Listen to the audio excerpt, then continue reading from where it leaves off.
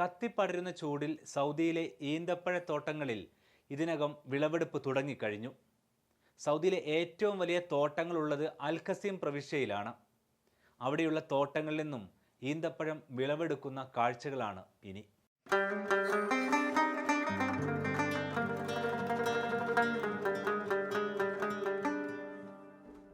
ചുട്ടുപൊള്ളുന്ന മരുഭൂമിയിൽ ഈത്തപ്പഴം പഴുത്തു നിറയുന്ന കാലം.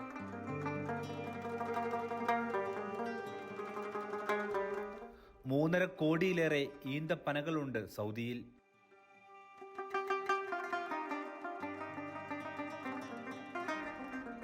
സൗദിയിൽ തന്നെ ഏറ്റവും കൂടുതൽ ഈന്തപ്പനകൾ ഉള്ളത് അൽ ഖസീം പ്രവിശ്യയിലാണ്.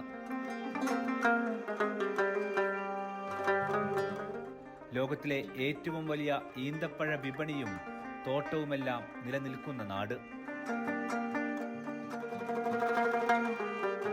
ഇവിടെയുള്ള തോട്ടങ്ങളിൽ അല്പം ആശങ്കയുണ്ടാക്കിയ വർഷമായിരുന്നു ഇത്.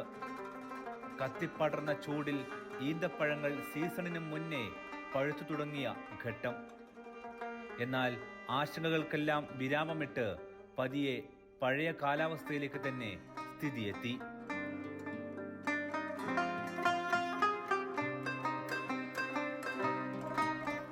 ഈന്തപ്പഴ ഫെസ്റ്റിവൽ ഖസീമിൽ തുടരുകയാണ്. അതിനാൽ നമുക്ക് ആദ്യം പോകേണ്ടത് തോട്ടങ്ങളിലേക്കാണ്. ഇവിടേക്ക് പഴങ്ങളെത്തുന്ന ഖസീമിലെ ഈന്തപ്പഴ കാടുകളിലേക്ക്.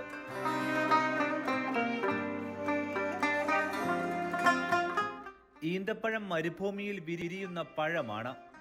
പക്ഷേ കൊടും ചൂടിൽ അതിൽ നിറയെ കായുണ്ടാകണമെങ്കിൽ ദിവസവും വെള്ളം വേണം. കേരളത്തിൽ തെങ്ങിന് തടം കെട്ടുന്ന പോലെ ചെയ്ത് തന്നെ വെള്ളം നിറക്കണം.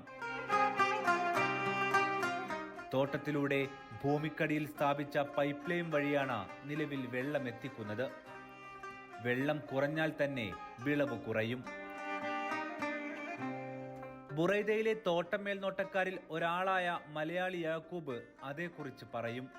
മൊത്തം ഹോസാണ് അടിയിൽ കൂടെ, അതിൻ്റെ പൈപ്പാണ് ഇപ്പോൾ ഈ കാണുന്നത്. ദിവസം നനക്കണം, ഒരു ദിവസം നന തെറ്റലില്ല. നനച്ചില്ലാന്നുണ്ടെങ്കിൽ ഇതെന്തായാലും വാഴാനുള്ള സാധ്യതകളൊക്കെ ഉണ്ടാവും. അപ്പം നമ്മൾ എന്തായാലും നനച്ച ഡെയിലി കൊടുക്കണം വെള്ളം. കീടനാശിനി അങ്ങനത്തെ കാര്യങ്ങളൊന്നുമില്ല. മരുന്നടിക്കുക, യൂറിയ, മുറക്കബ് അങ്ങനത്തെ ഇതൊന്നുമില്ല. വെറും ചാണകം, ഒറിജിനൽ വളം ഇട്ടുണ്ടാക്കുന്നതാണ്. അല്ലാതെ നമ്മൾ വേറൊരു സംഗതി ഇതിലൊന്നുമില്ല. ഓരോ മരവും നിശ്ചിത അകലത്തിലാണ് നടുക. മുകളിൽ നിന്നും അവയുടെ കാഴ്ചയിൽ അത് വ്യക്തമാകും.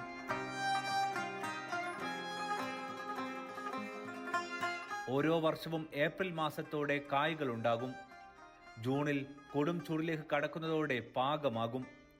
ജൂലൈ മാസം അവസാനത്തോടെ വിളവെടുപ്പിനും തുടക്കമാകുന്നു.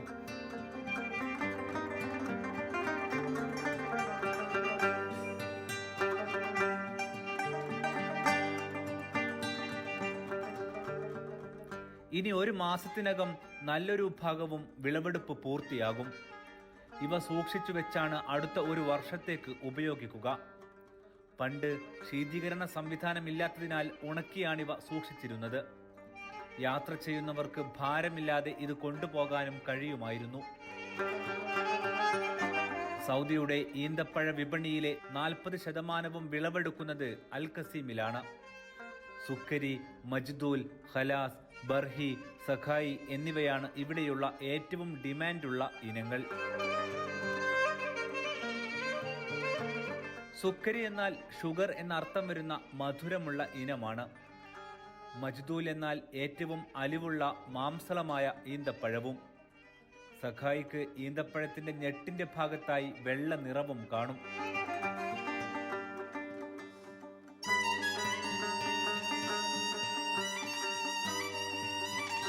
ഇവിടുത്തെ പ്രധാനി സുക്കരിയാണ്.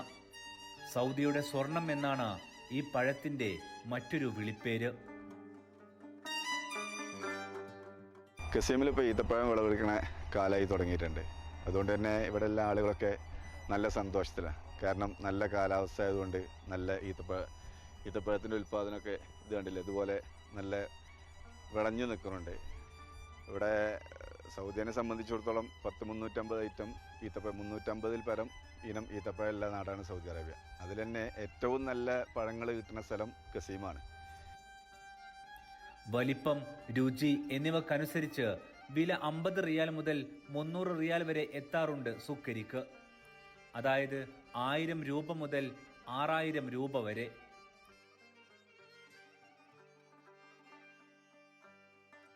സൗദിയിലെ എല്ലാ പ്രവിശ്യകളിലും ഈന്തപ്പഴമുണ്ടെങ്കിലും ഏറ്റവും വില കൂടുതൽ ബുറൈദയിലെ ഇനങ്ങൾക്കാണ്. അതിന് കാരണം വ്യാപാരിയായ ഫൈസൽ അരിപ്ര തന്നെ പറയും.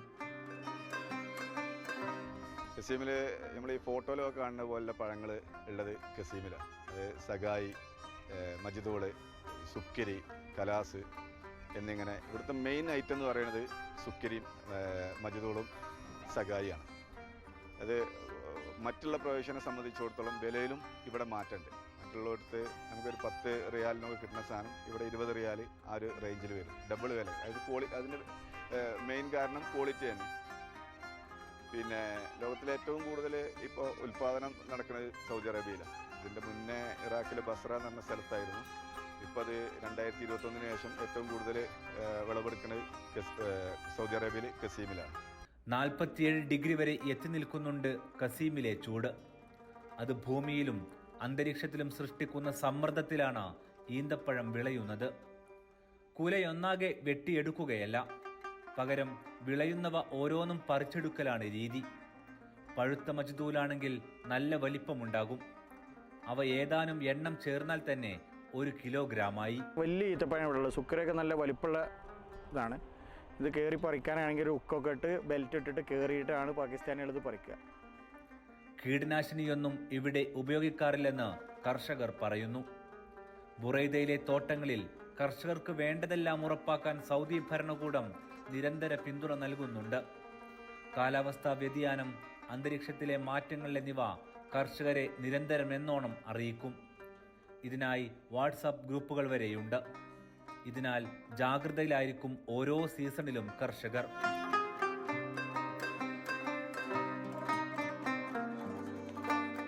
ഇതെല്ലാം എത്തിക്കുന്നത് ബുറൈദയിലെ പുലർക്കാല സൂക്ക് അഥവാ മാർക്കറ്റിലേക്കാണ്. പുലർച്ചെ 3:30 തുടങ്ങി സൂര്യൻ ഉയരുമ്പോൾ അവസാനിക്കുന്ന സൂക്ക്. അവിടുത്തെ കഥകളും ഏറെയുണ്ട്. അത് അടുത്തയാഴ്ച പറയാം.